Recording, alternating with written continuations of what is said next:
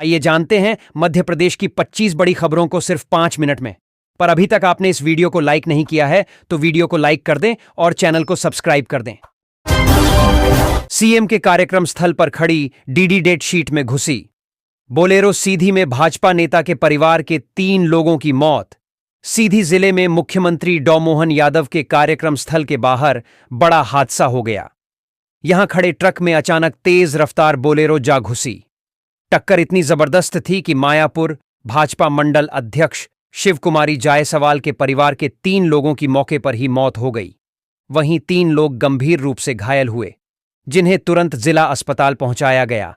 घटना की गंभीरता को देखते हुए मुख्यमंत्री ने अपना दौरा रद्द कर दिया और मृतकों के परिवार के प्रति संवेदना जताते हुए घायलों के इलाज के लिए प्रशासन को विशेष निर्देश दिए। सतना में ड्राई फ्रूट्स कारोबारी पर बड़ी कार्रवाई। 3 दिन की कार्यवाही के बाद 38.85 लाख नकद जमा। सतना जिले में राज्य जीएसटी विभाग ने ड्राई फ्रूट्स कारोबारी पर बड़ी कार्यवाही करते हुए टैक्स चोरी का पर्दाफाश किया।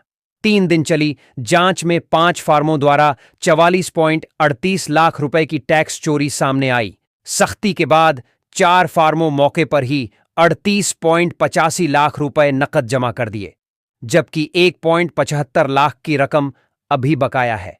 विभाग ने आगे की जांच जारी रखते हुए कहा है कि टैक्स चोरी पर सख्ती से नकेल कसी जाएगी और दोषियों के खिलाफ कड़ी कार्रवाई होगी।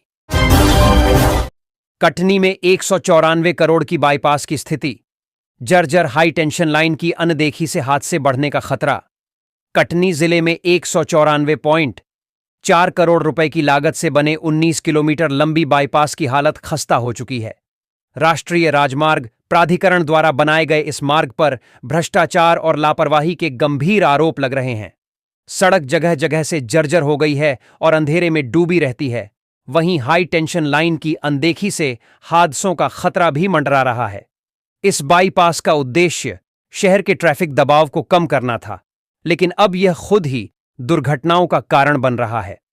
स्थानीय लोग इसकी तुरंत मरम्मत की मांग कर रहे हैं। इंदौर एयरपोर्ट का पुराना टर्मिनल शुरू होने से बढ़ेगी क्षमता। बिल्डिंग का रिनोवेशन काम जारी। इंदौर के देवी अहिल्याबाई होलकर एयरपोर्ट पर यात्रियों की बढ़ती संख्या को देखते हुए प्रबंधन ने पुराने टर्मिनल को फिर से शुरू करने का फैसला लिया है। मौजूदा समय में यहां रोजाना करीब 13,000 यात्री सफर कर रहे हैं और लगभग 95 उड़ानें संचालित हो रही है। रण में सुधार कार्य के चलते एयरपोर्ट पर दबाव और बढ़ गया है। ऐसे में पुराने टर्मिनल का रिनोवेशन किया जा रहा है। इसके शुरू होने के बाद करीब 30% लोड वहां शिफ्ट हो जाएगा, जिससे भीड़ कम होगी और यात्रियों को बेहतर सुविधा मिल सकेगी। 48 घंटे बाद मिला 13 साल के मासूम का शव। नदी में दलदल की वजह से रेस्क्यू में हुई परेशानी। मुरैना जिले के गल्ला मंडी इलाके में रहने वाले चंदोला वाल्मीकि का 13 वर्षीय बेटा नैतिक बुधवार को दोस्तों के साथ कुंवारी नदी में नहाने गया था।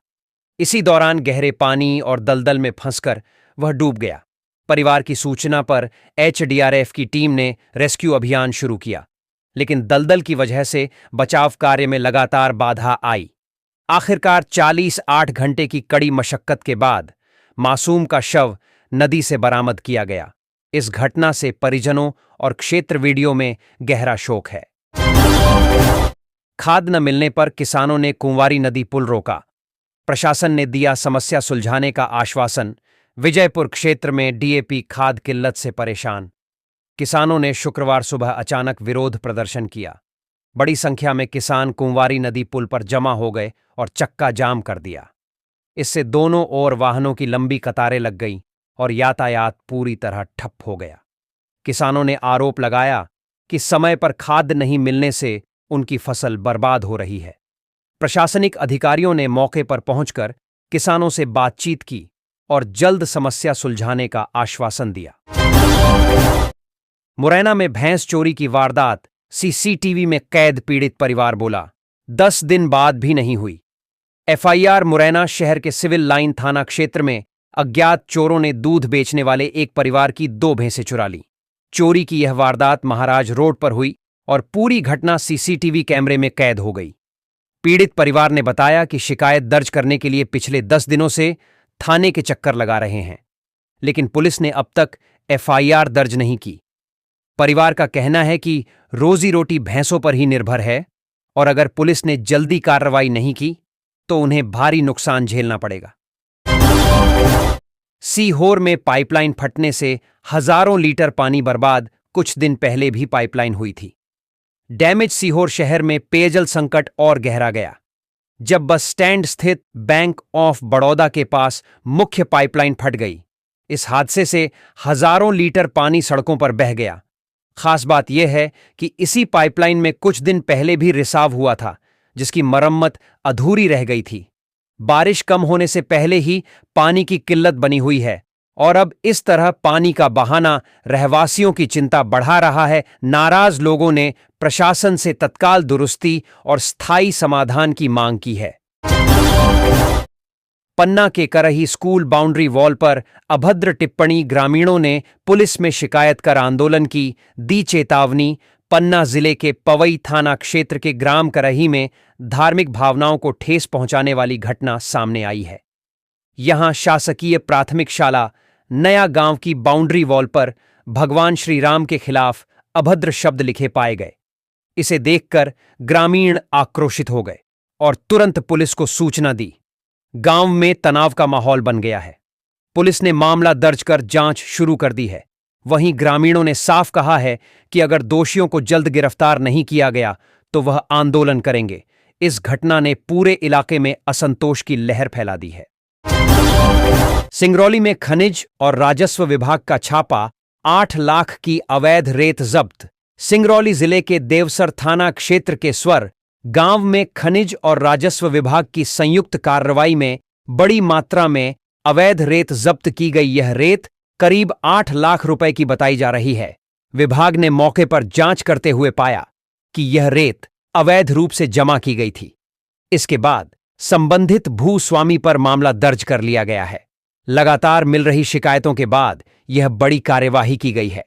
अधिकारियों का कहना है कि अवैध खनन और भंडारण पर सख्त निगरानी रखी जाएगी। फाइनेंस कंपनी में चोरी करने वाला आरोपी पकड़ाया। ऑफिस में घुसकर कलेक्शन लाकर ले गए थे। बदमाश सागर जिले के मकरोनिया थाना क्षेत्र स्थित गौड़नगर में UP credit solution private limited के ऑफिस में हुई चोरी के मामले में फरार चल रहा है।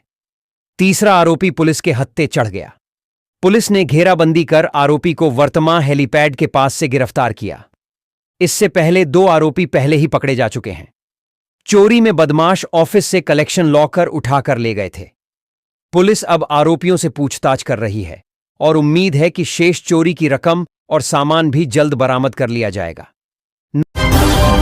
नर्मदापुरम में शराब माफिया के घर दबिश, 47,000 की अंग्रेजी देसी शराब जब्त। नर्मदापुरम में नए एसपी के पदभार ग्रहण करने के बाद पुलिस अब सख्त एक्शन मोड में नजर आ रही है। गुरुवार शाम को देहात थाना पुलिस ने अवैध शराब कारोबारी पर बड़ी कार्यवाही की। इस दौरान कुख्यात शराब तस्कर श्याम ठाकुर के घर छापा मारकर 47,000 की अंग्रेजी और देसी शराब जब्त की गई। पुलिस ने मौके से शराब जब्त कर आरोपी के खिलाफ मामला दर्ज किया है। अधिकारियों ने साफ कहा है कि जिले में शराब माफिया को किसी भी हाल में बख्शा नहीं जाएगा। गरबा दुर्गा पंडालों में पहली बार सीसीटीवी से निगरानी, सोशल मीडिया पर भी रहेगी नजर। बालाघाट जिले में इस बार नवरात्रि को लेकर नई सख्त गाइडलाइन जारी की गई है। पहली बार गरबा और दुर्गा पंडालों में सीसीटीवी कैमरे लगाए जाएंगे ताकि सुरक्षा व्यवस्था मजबूत रहे। आयोजकों को पुलिस की ओर से निर्देश दिए गए हैं कि वे स्वयंसेवक भी नियुक्त करें और भीड़ नियंत्रण की व्यवस्था करें। साथ ही सोशल मीडिया पर भी पुलिस की नजर रहेगी ताकि कोई भ्रामक पोस्ट या अफवाह फैलाकर माहौल न बिगाड़े। पुलिस प्रशासन ने सभी आयोजकों से सहयोग की अपील की है। भाजपा विधायक बोले, सड़कों पर गड्ढे नहीं हो रही। मरम्मत अफसर बोले, बारिश के बाद सुधारेंगे। डिंडोरी जिले में भाजपा विधायक ओम प्रकाश धुर्वे ने पीएमजीएसवाई के तहत बनी सड़कों की जर्जर हालत को लेकर नाराजगी जताई। उन्होंने सोशल मीडिया पर एक वीडियो जारी कर अफसरों पर लापरवाही का आरोप लगाया। विधायक ने कहा कि सड़क पर गड्ढे हैं और आए दिन लोग दुर्घटनाग्रस्त हो रहे हैं। दूसरी ओर विभागीय अधिकारियों का कहना है कि बरसात खत्म होने के बाद सड़क की मरम्मत कराई जाएगी। इस मामले ने प्रशासन और राजनीति दोनों स्तर पर बहस छेड़ दी है। किसानों से 3 लाख की धान खरीदी, बालाघाट में बीज बनाने वाली कंपनी के खिलाफ शिकायत। 2 आरोपी गिरफ्तार। बालाघाट जिले में किसानों से करीब धान खरीदी कर भुगतान न करने का मामला सामने आया है। घड़ी पुलिस ने कार्यवाही करते हुए 2 आरोपियों को गिरफ्तार कर लिया है, जबकि मुख्य आरोपी विनोद भाषण अब भी फरार बताया जा रहा है। आरोपियों ने हारून फार्मर प्रोड्यूसर कंपनी लिमिटेड के नाम पर धान खरीद और किसानों को पैसे नहीं दिए की शिकायत पर पुलिस ने मामला दर्ज किया और आगे की जांच शुरू करती है।